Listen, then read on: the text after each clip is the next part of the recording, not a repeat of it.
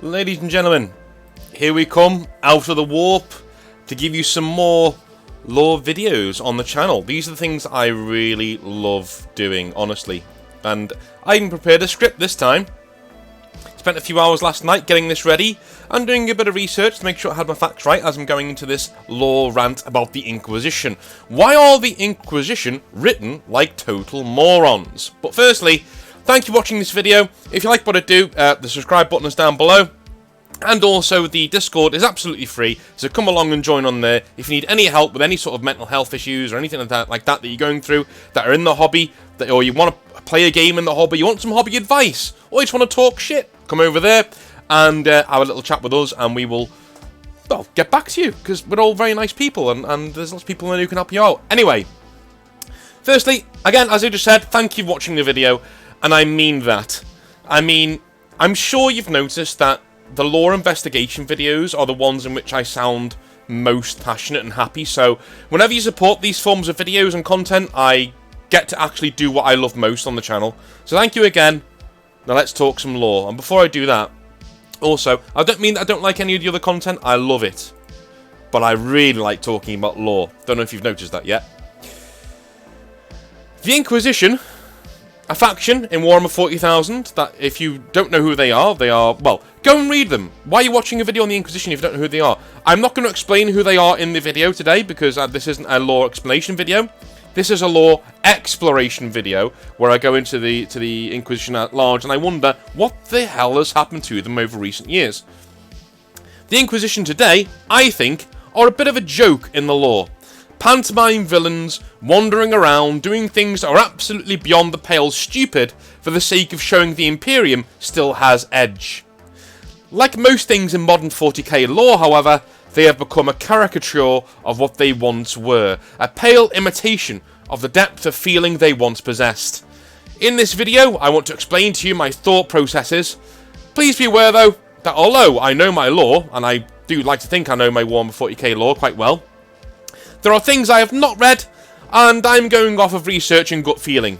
If you have feedback from this video, please keep it civil and realise I'm not omnipotent, I am some moron talking about Warhammer Online. Just like you. Let's get into it, shall we?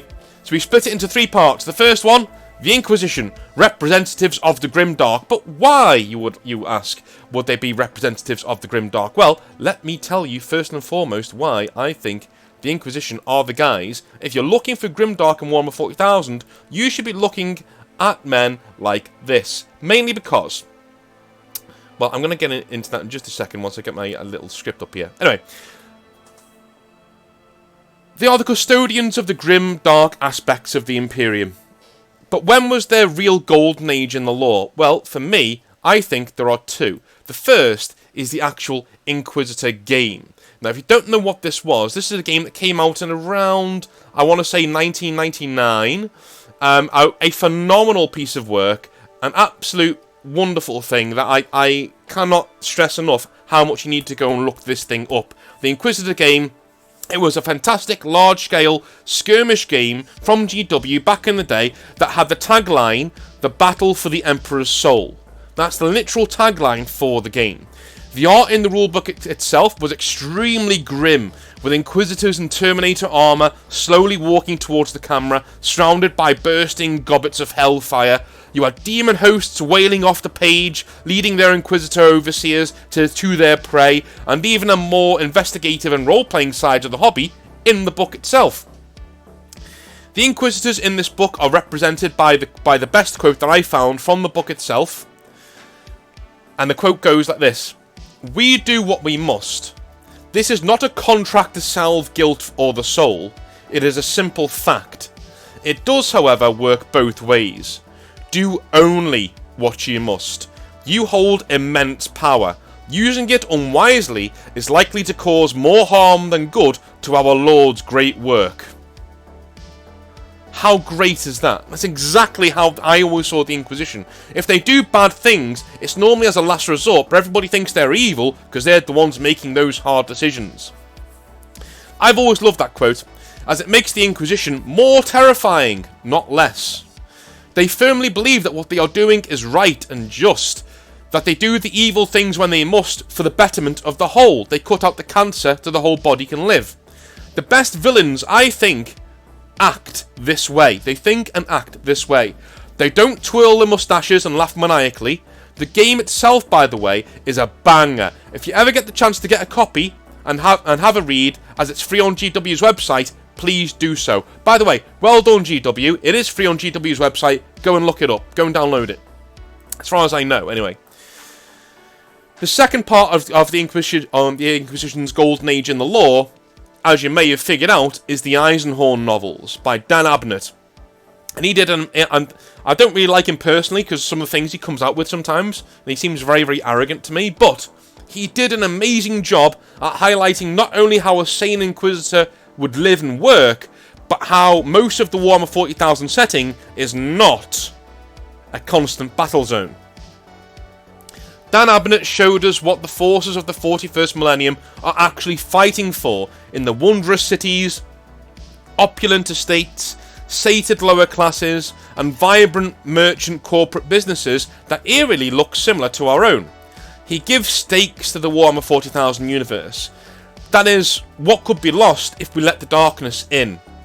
This is what Inquisitors fight to protect. That's why it's so important that he covers it. Now, Eisenhorn in the novels does himself do some pretty awful things. Summary executions, binding of demon hosts, annihilating of seemingly innocent cities to get to a larger goal, but each decision is shown in a stark light for the ravaging effect it has on Eisenhorn's guilty conscience and his life moving forwards. There are many times where Eisenhorn faces the consequences of his actions through physical and mental anguish. He loses those he cares about, and eventually, very nearly, and perhaps does, lose himself in the process of his job. This is what the Inquisition looks like and should look like in the lore. The men and women doing the awful things that have to be done. Should there be bad apples in the Inquisition? Sure. But they should be the exception, and not the rule. But if you want to know what the Inquisition should look like in Warhammer 40,000, go and play Inquisitor, the game, and go and read the Eisenhorn novels.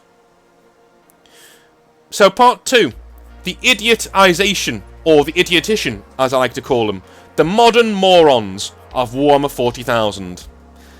This is what the Inquisition are today, and here comes the rant part of this video. The Inquisition today have become a pale shadow of the depth of character they once had. If actual sane Inquisitors do exist in the lore, we no longer hear from them other than from actual non-official fan works like those of Voldemort on his channel with Thaddeus and all those other guys. If an Inquisitor is shown by Games Workshop, you know they are bound to be an idiot, and this is coming from someone, as a Grey Knights player, who actually likes the Inquisition as a faction. I want to hone in on something that Wolflord Rowe mentioned in a great video of his that I will mention below in the description. The link to that video will be down below. And that is the Spears of the Emperor novel by Aaron Dembski-Belden. The sabotaging of a large Imperial stronghold in that novel to petulantly strike a chapter master of the Celestial Lions for speaking out against the Inquisition. Not only that, the offence against the Inquisition by the Celestial Lions is long since paid by the Inquisition basically annihilating their chapter over several hundred years, right? This is the stupidity of the Inquisition in modern 40k. They're still going after this chapter that spoke out against them centuries ago, now. They're still literally assassinating them now. They're throwing Imperial resources into assassinating their own Space Marines for talking out against them hundreds of years ago. The petulance of the Inquisition seemingly knows no bounds. As the novel Spears of the Emperor ramps up in dramatics, the main battles are about to begin against chaos. The Inquisition hobble it before it even has a chance to succeed. They strengthen chaos, the adversaries of the book, by attacking their own allies for the sake of a petty grudge that is now centuries paid. Now I know Aaron Dembski-Belden is a chaos guy, And so anything he writes from an Imperial standpoint is bound to be biased, and is bound to make the Imperium look a bit silly, but this is beyond the pale. This is beyond the pale. I have heard that the argument that, and I'm going to go off script a little bit here, I have actually heard the argument that the Inquisition is such a big, unwieldy organisation that the Inquisition itself isn't actually idiotic. It's the Inquisitors themselves. There's certain Inquisitors themselves. And whilst that may be true, if you want to get out of it that way, that may be true. If that is true, though, why do we keep hearing of only idiotic Inquisitors in the lore, and not people like Eisenhorn anymore? Description number 2. Evidence point number 2. The novel Ghazghkull Thraka, Prophet of the War. Right, this one makes my blood boil. So in that novel, Inquisitor Falx is chasing down Ghazghkull, and she's trying to stop him from, like, conquering different worlds and trying to get to him, trying to assassinate him, essentially. So Inquisitor Falx, in this novel, is in communication with the Orcs. Yeah, let that sink in for a moment. She's in communication with the Orcs. Games Workshop breaking their own law for a cheap laugh. Who would have thought? The Orcs shouldn't want to speak to anybody. They shouldn't want to make a deal with anybody. They're there for warfare. That's what they're there for. That's what their entire culture is based on. They can't be bought off or reasoned with. They're Orcs. They are Orcs. They love fighting. Right? They can buy each other off and reason with each other, but they'll never, like, negotiate with a Humi. They wouldn't even be able to understand most of the things that they're being told. Right? They're Orcs. Let them be Orcs, please. Anyway. They really have next to no respect for their own creation. I mean Games Workshop when I say this. They have no respect for their own creation. As this is not even the worst part of what I'm about to tell you. No, Inquisitor Falx barters with the Orcs. Yes, she barters with them for strategic information. Well, I can see that as a goal in the least. If she's going to barter with the Orcs, okay, that's nonsense, but at least she's going for strategic information. Okay. Although the Orc should not be interested in bartering with her one bit, but we'll move on from there. When an Orc says that he has the banner bearer of Ghazghkull himself, who is a Gretchen, a goblin in this setting, he offers to trade the Gretchen for a price, the location of 10 poorly defended Imperial worlds for him to raid. The Inquisitor accepts. She trades 10 Imperial worlds for some random Gretchen that she doesn't even know. Let me just get to the bottom of this point. Now let us analyse the stupidity of this decision. Firstly, Orcs lie. Like, all the time. They lie. They would tell you anything if they could get more loot and a better battle elsewhere, right? This could be some random Gretchen nobody cares about at all that she's being thrown. Secondly, she even gives him weapons to do his raiding with. She sacrificed 10 entire worlds of loyal Imperial citizens to interrogate one Gretchen that she does not even know the true value of. What's worse is you could fix this in the story by simply having the Inquisitor backstab the Orcs by having those worlds she gave them the coordinates to actually be very well defended after she tips them off of the incoming Orc invasion. Even then, though, her actions are ridiculous. Even if you save it by doing that, her actions are ridiculous. This is the point of the Inquisition today, though. Doing stupid evil things for stupid evil reasons. They do not see the big picture. They act on petty, self-serving motives and almost never actually further the cause of the Imperium. So, why have Games Workshop made a joke out of one of their major factions from back in the day? Why are the Inquisition now not even... Why do they not even have their own tabletop army anymore? Really? Let me share with you a possible answer. Why the degradation? Now, Wolflord Rowe, who I actually like as a YouTuber, I think he's pretty cool, and I like his videos. Especially when I'm having a poo on the toilet. Sorry, bit too much information, but there you go.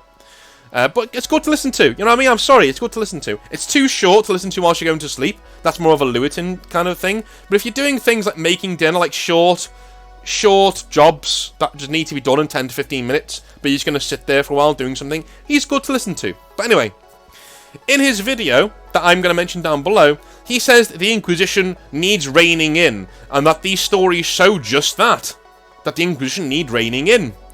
But I think, quite frankly, that is the fanboy in him talking.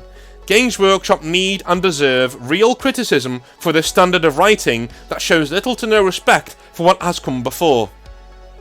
I firmly believe that Warhammer 40,000 is rapidly shedding its grimdark nature from the novels I have been reading. Even the Warhammer 40,000 core rulebook, which you all should really have, is light on the grimdark nature of its setting and of most of its factions. Look at the cover of Avenging Sun. Alright? I'm actually going to put it up here for you. I'm actually going to put it up. Here is the cover of Avenging Sun, if I can find it. Here we go. There you go. It's on the screen.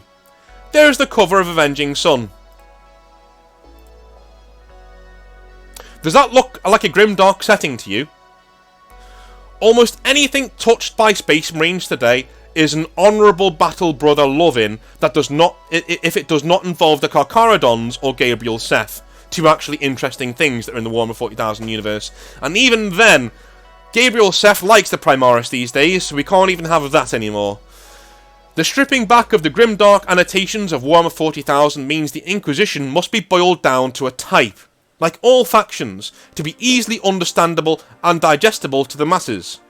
Dumbed down, so to speak. Again, if you can look at this cover art and think that it's grimdark,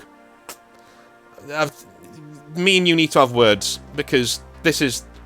Anyway, I want to get that off the screen because it's annoying me. Disgusting. Anyway, this has happened to the Imperium at large with the constant Guilliman... I'm going to put it back on to save my point here. It does my point so well.